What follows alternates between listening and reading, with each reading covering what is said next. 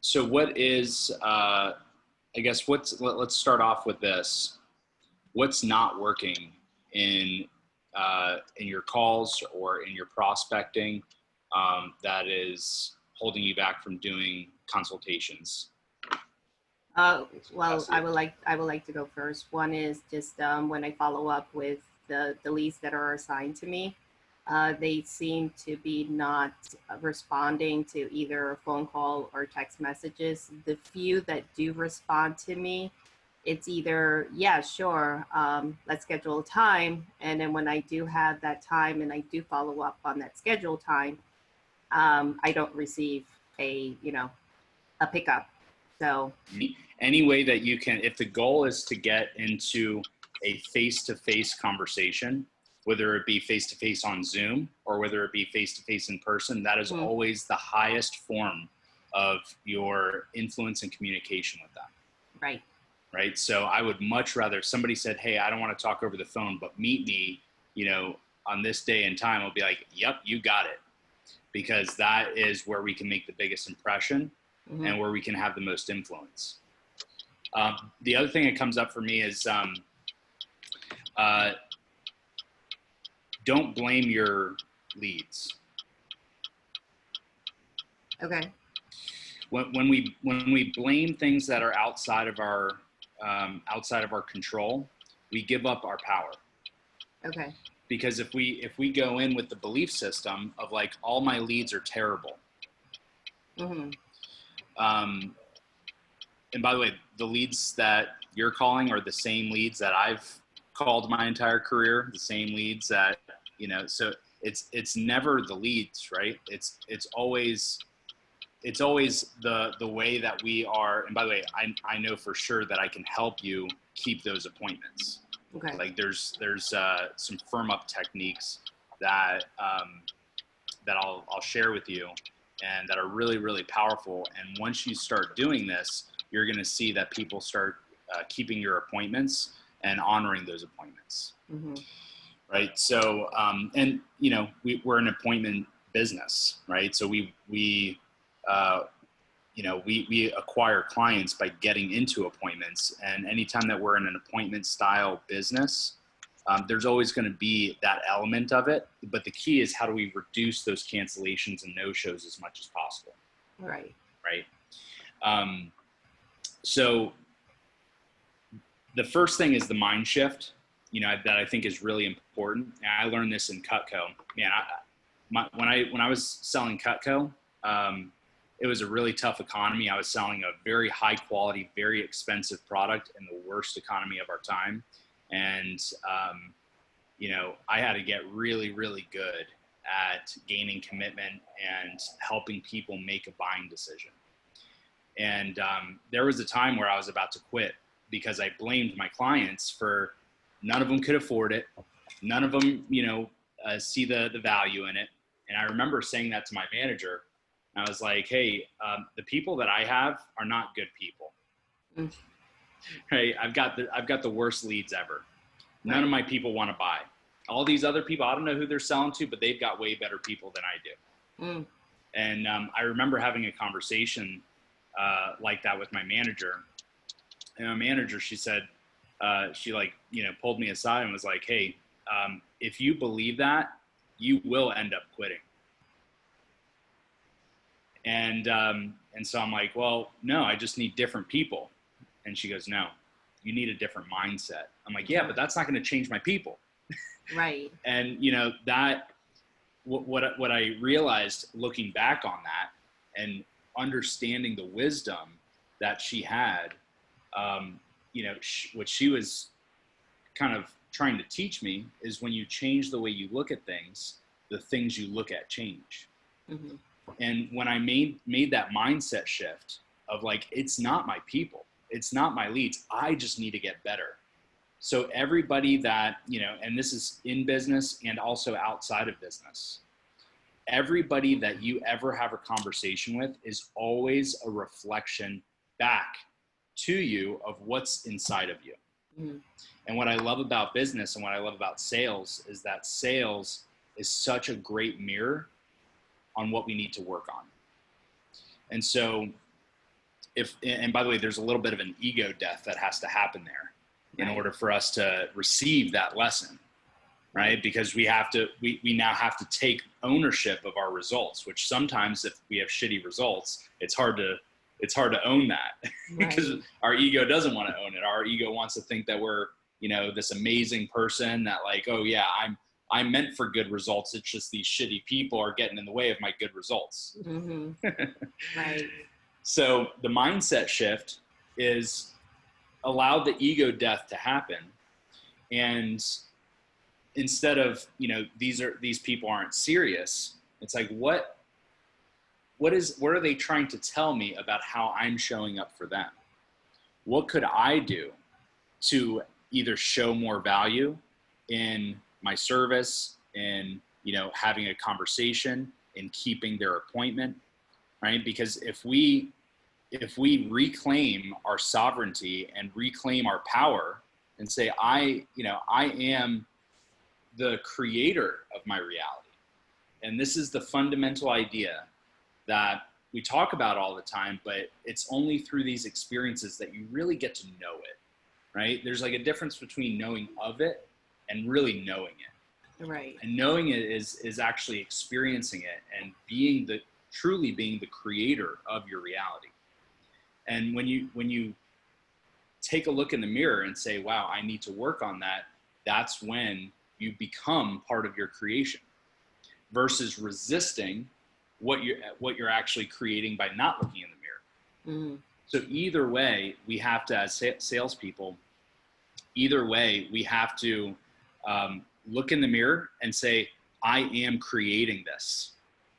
None of my people want to buy right now. I am creating this.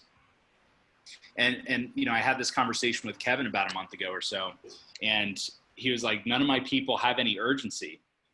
And, just after listening to some of his calls, I'm like, dude, you are creating that. Oh, wow. without realizing that it's all subconscious. Right? Because anything that's outside of our awareness, we don't have a choice around. And so that's why we place so much emphasis here on building our awareness, because when we can build our awareness of these things and be okay with looking in the mirror, which does build our awareness, then we can have a choice. Then we get to choose how to show up or how to change or how to be more influential. And so when we can look in the mirror and say, wow, none of my people honor my appointments. Mm-hmm. It's really, wow, I'm not building enough value in these for these appointments to make them want to keep the appointment. Okay. You see the difference in the mindset. Right. And the latter is, it's harder for the ego to stomach, but it's more powerful for you as a conscious human being to hold, because now you can do something about it. Right? If your belief system was every single person that I talk to doesn't want to buy, well, shit, that leaves you in a pretty powerless position. Mm-hmm. Right? And if you're the creator of your reality and that's the belief system in which you're creating from, then you're just going to continue creating a reality where nobody wants to buy. And so I wanted to share my personal anecdote. And I've learned that at a really young age. I was literally about to quit the job that literally gave me so much. I paid my way through school with this company. I learned so many great skills with this company. I don't know where I would be if it wasn't for that company. And thank God my manager said, hey, your mindset needs to change. Mm-hmm. And by the way, the normal thing is, oh, I'm going to blame everything outside of me, because it's really tough. It's, it takes maturity. It takes the ego to be set aside. It takes a lot of emotional intelligence to own it. Say, these are my results. How can I get better? And when we own it, that's when we have the power to change. Everything is within our control and within our influence. We just have to believe that. If we don't believe that, we're not going to act in alignment with that. It's a constant and never-ending journey of improvement in this area. Right. So it's never like, okay, I got it. Right. The moment that we think we got it is actually the moment that that we just are so far from actually having it. Mm, You know, it's okay. kind of like the greatest, the most wise people in the world are the people that say, I'm wise enough to know that I don't know shit. Mm-hmm. Right. So I always take that approach where it's like, you know, I have learned a lot, and the more I learn, the more I realize I have so much work to do. So I think that level of humility, which also takes an ego death, right? We've got to be able to, you know, put the ego aside, because the ego will come in and say, I know that, right? Right. Oh, I already know that. I've heard that before, right? But it's, you know, that's just the part of our brain that's trying to keep us in our comfort zone and keep us away from growing into our true potential. Right. It's that moment where we say, man, I have so much work to do, and this journey is constantly unfolding and revealing new things to me. And as soon as I reach that next level where I think I'm closer, I realize, holy cow, I'm so much further away from that enlightened state that I'm trying to get to than I thought that I was. Right. So, so that's the first answer to that question. The second answer to the question is it's not about understanding it, but it's just about practicing the muscle of being willing to constantly look in the mirror. Because as humans, we want to grow. We innately have a spiritual need to grow. And when we're growing, then that's when we're feeling fulfilled, and that's when we're happiest, and when we feel like we're really being purposeful and living our lives in a meaningful way. Mm-hmm. And so when we say, hey, when we blame everything around us versus ourselves for the results that we're creating, there is no opportunity for growth, because the assumption is I'm already where I should be, but these people aren't, or this experience isn't catching up to me, right? There's no growth available from that perspective. But from the perspective of, wow, I have so much work to do. I have such a big opportunity to grow. That's the thing that prevented me from quitting, is because I'm like, wow, I'm not going to quit because I don't want to grow. Like, I know. So you're saying that if I grow as a person, I'm also going to be able to grow my business as well.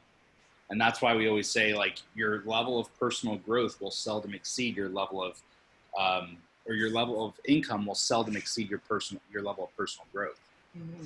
Right. So we constantly have to be on this journey of growing ourselves and growing our mindsets. And growing the mindset is really about unlearning all of the shit that we've right. learned. Right. And understanding that it's, you know, it's not everything outside of us that's creating our reality. It's us that's creating our reality. Right. You know, really taking our power back as divine beings, and understanding that, like, you know, if we are made in the image of our creator, we are inherently creators. And part of that is we are creating our own realities based on our belief system and the lens that we look at things through.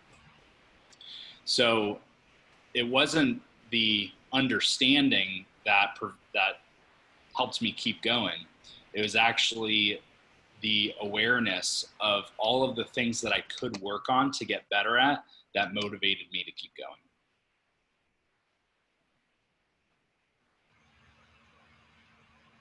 So, and, you know, it's funny because in these conversations, you know, we hear a lot from, you know, the mystics of the world and the gurus of the world that life is an illusion, right? This reality is an illusion.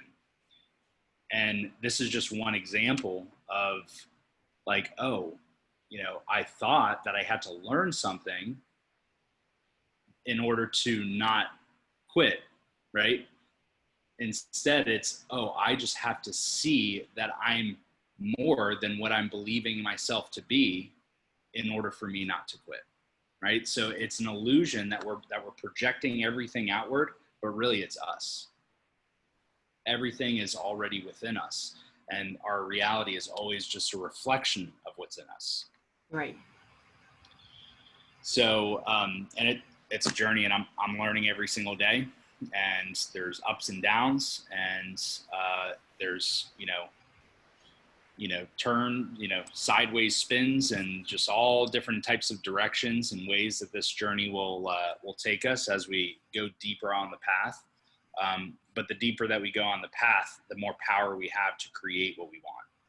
And we can say, hey, it's not the people that we're calling, right? It's us. Mm-hmm. We have the ability to change it. It doesn't mean that we suck, by the way, right? It just means that we're on our path. Our reality is simply reflecting back. Like, this is the universe's like highest form of love to us. When the universe tells us, like gives us situations where, we're getting frustrated with our results, that's literally the universe showing us love, because it's like, hey, I'm not going to let you slip into a lesser version of who you are, because you're meant to be so much more. So let me reflect this back to you, so you have a reason to evolve. Right. So it's a wonderful gift to be able to receive that and say, wow, I need to work on, these things. And the gift that we've been given to be able to communicate and influence, like, I believe that where we are is always where we're supposed to be, and we're exactly on our path at all times. Even if that sometimes feels like we're behind or we're ahead, it doesn't. That's just a feeling. But the truth is that we're always exactly where we're supposed to be. And so if where we are right now is in a place where we're not getting great results, then the reflection is actually the lesson. So it's like, the lesson is, I'm not getting into enough conversations. I'm not holding these appointments sacred, or I'm not communicating how sacred these appointments are and how important these appointments are. So what we can do is we can dive into like a firm up. If you're having trouble with keeping appointments, the objective of the firm up is to communicate the importance and significance of the appointment that will ultimately lead to them getting to where they want to go. Right? So the frame of every appointment, whenever we're setting an appointment, it's never like, hey, thank you for this appointment. This really means a lot to me. Right? I mean, not that that's not a good thing to say. You can always thank them for their time, but they're not doing you the favor by booking an appointment. You are doing them the favor. Right? So that's the mind shift that also is really important. A lot of real estate agents are so hungry and desperate for business, right, that they come across that way. We call that commission breath, where it's just like they're like, oh yeah, come on, please, will you just list your house with me? I never say list your house with me like as like the value proposition. It's like, I will help you get your house sold for you. Not, hey, will you do me a favor and list your house with me? Right? Instead, it's, I will do you the favor of helping you get your property sold in the time frame that you want and with the money that you want. So these are just very small shifts in our language as well as our psychology. We have to shift our psychology and mindset first, and then our language will follow through. But you are doing them the favor by meeting with them, not the other way around. First I'm going to go over a few keys that while you're in a conversation with somebody or while you're setting up an appointment, things that are just important that contribute to having a firmed up appointment. And then I'll actually type out a script for you to be able to use at the end of that conversation when you're booking an appointment. So, so the first thing is you do want to show your gratitude, but then you also want to share what's in it for them, right? The purpose of every appointment is to get them closer to their goals, not to get you closer. Because in this business, what we have to wrap our minds around is that if we help enough people get what they want, we will ultimately get what we want. But if we just focus on getting what we want, we're actually missing the very thing that helps us get what we want. Right.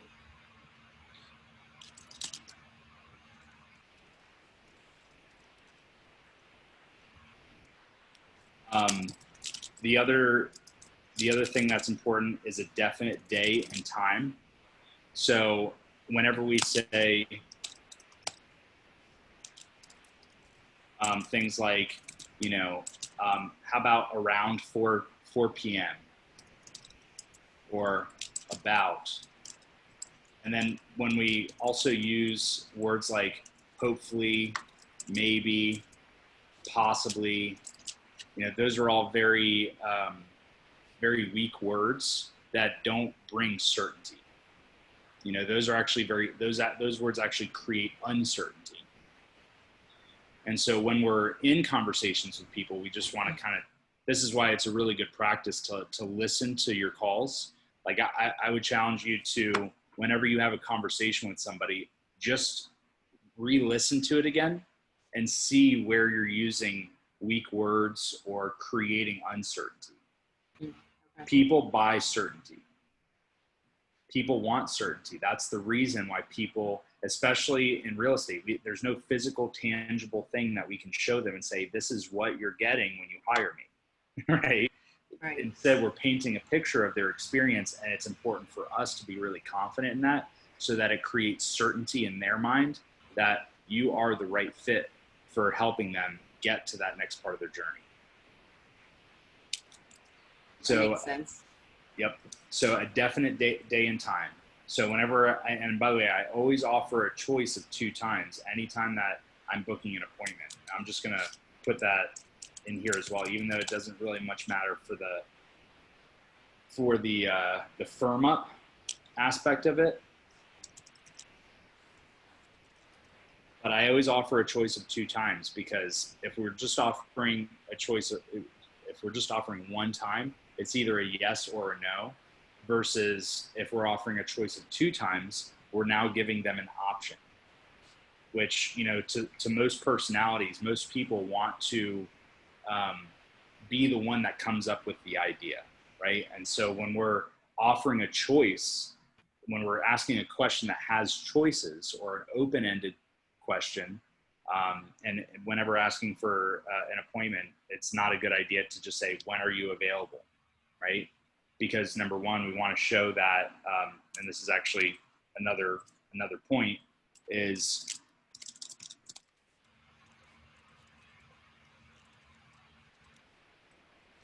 show that you are disciplined with your schedule. And you don't have to say that you're disciplined with your schedule. Just communicate to them and say, you know, and we'll type up a script, but the essence of the script, the essence of this conversation is, hey, I know you're really busy and I'm really busy too. However, I really want to serve you and you know, block off some time for us to connect about this so that I can help you. And so I'm fully committed to squeezing you in the calendar. And so does 4 o'clock today or does 6 o'clock tomorrow work better for you? So that's the essence of it, right? What did I just do there? I just communicated that, like, hey, I'm taking time out of my really busy schedule, and I know you're really busy too. And I'm honoring what's possible for you by, you know, finding a time that works for you and me. And I'm 100% committed to showing up at that day and time.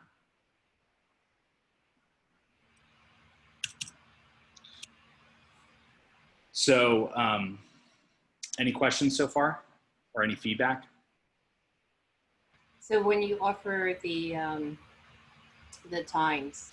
You offer a time for today and one for tomorrow, let's say. You never Uh, offer like, let's say, like a 9 a.m. or a 3 p.m. today. So yep. I definitely do that. In fact, what I always try to do is I try to book my earliest appointments first, right? So if I have 2 openings today, I'm going to offer them 2 openings today.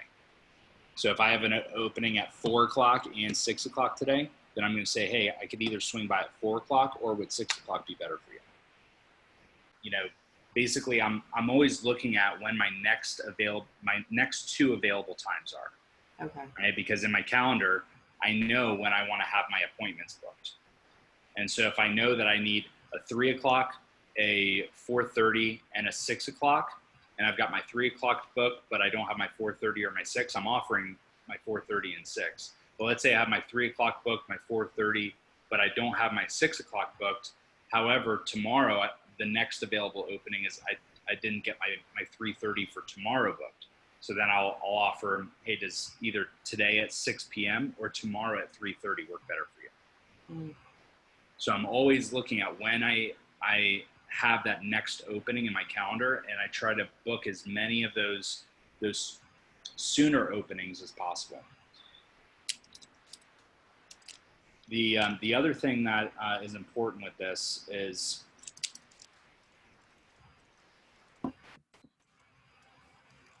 don't schedule more than 3 to 4 days out. Now, if you ask me if I've ever booked an appointment more than 4 days out, absolutely, I totally have. Because sometimes there's no way around it, whether it's my schedule or their schedule. But you know, for the sake of firm up, to book the sooner appointments sooner, right? Get those booked up as quickly as possible, and try to have that conversation as quickly as possible. Because the sooner, the smaller the window of time between the conversation and the actual appointment, the smaller the chance that they're going to forget about it. Also, you know, with our system, a lot of this is taken care of for you, but I always send out calendar invites. And then if they don't, you know, if they don't check their Google Calendar or anything, I'll send them a follow-up text right after booking the appointment. I never reach out to somebody right before the appointment. Like, you know, 30 minutes before, I never say, hey, I just wanted to remind you of our appointment, you know, today, you know, in 30 minutes. The reason why I don't do that is because we're opening up an opportunity for them to be, you know, people are procrastinators, right? People love procrastinating. And so if there's any, and by the way, we've all done this, right? Right. We've all, like, you know, if somebody reached out to us and said, oh, hey, I'm just, you know, reminding you of the appointment that we have, you know, today at 4. You know what? Like, in our heads, we're like, I don't have shit going on, but I just don't want to do the appointment. Right? So we've all been there. So that's why I firm it up really well right at the beginning, build a lot of value in the appointment, and then I'll see them during the appointment. So imagine after every conversation, after every time that you book an appointment, and we can kind of, you know, I'll just kind of read it out loud the way that I would read this. So, all right, so today at 4:30, great. Well, Mirza, you are all set for today at 4:30. And I also want to let you know that I'm really looking forward to meeting with you and building a trusting relationship with you. And I also understand that you're probably pretty busy, and I'm really busy too. So I just want to be 100% sure. Is there any reason why today at 4:30 would not work for you? No? Okay, fantastic. Well, the last thing that I'll let you know is that I'm going to send you a calendar invite to your email at mirza@thedeanslistgroup.com, just to honor the significance and the importance of this next chapter in your homeownership journey. So is that the best email address to send that to? Okay, great. Well, thanks again for your time. I'm really looking forward to serving at a high level, and I'll see you today at 4:30. So imagine after all that, and by the way, the psychology in here, if you remember from the book Influence, one of the things that people must do is be who they say they would be, right? So when somebody says, oh yeah, this is who I am. Well, if they say that and then they act in a different way, what it creates is a psychological concept called cognitive dissonance. And people do not like living with cognitive dissonance. Cognitive dissonance literally creates depression, anxiety. And so when people are, it's like the identity crisis where they say they're one thing and then they do another. Right. And so when we ask them, is there any reason why today at 4:30 would not work for you? And notice how I'm saying that, by the way. The tonality in this is really important. So there's a difference between, is there any reason why today at 4:30 wouldn't work for you? Versus, and I just want to be 100% sure, is there any reason why today at 4:30 would not work for you? I'm almost like nodding, shaking my head no as I'm saying that. Is there any reason why today at 4:30 would not work for you?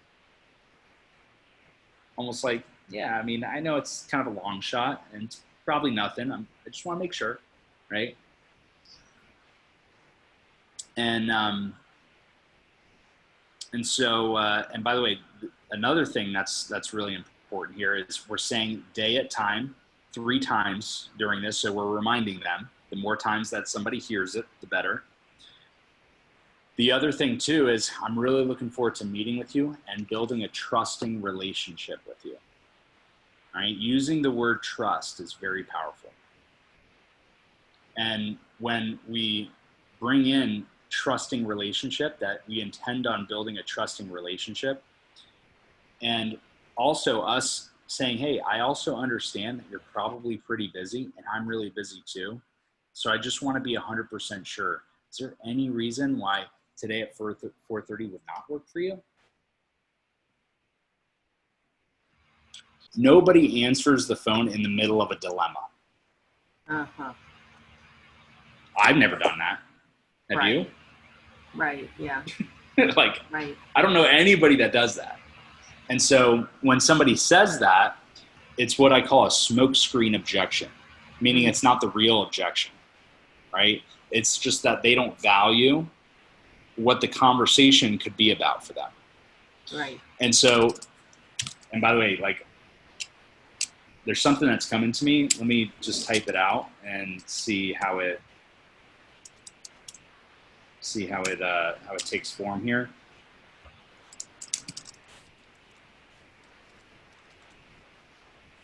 I say this all the time, anytime that I just want to get off the phone, even when I'm not busy, right? All right, so somebody says, hey, I'm really busy. Can you call me back? Absolutely. And hey, Mirza, I know you might not have been expecting this call, and I'm not even 100% sure if this is a priority for you, but before I let you go, is the next chapter of your homeownership journey honestly a priority for you right now? That conversation will go from them trying to rush off the phone to possibly even them maybe opening up during that conversation. Because number one, what we're doing is we're leveling with them. Like, hey, I know you weren't expecting this call, and I'm not even sure if this is a priority for you, but before I let you go, I just want to know, like, is the next chapter of your homeownership journey honestly a priority for you, and I maybe even put for you and your family right now?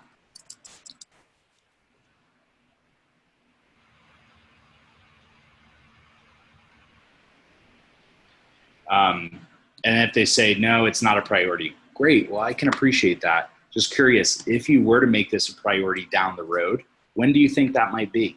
Maybe like 6 months from now. Okay, cool. Well, would it make sense to give you a call back closer to then? So notice how this is like not high pressure or pushy at all. Like, we're just asking really great questions, and we're just coming to them with curiosity. It's like, hey, I know it might not be a priority for you right now, and that's okay. You might not want to talk to me right now, But now that I have you on the phone, instead of calling you, over and over again every single week for the next 3 months, just tell me what you want. So I will share, I know you guys have to go. So I will share this, this document with you, as well as upload this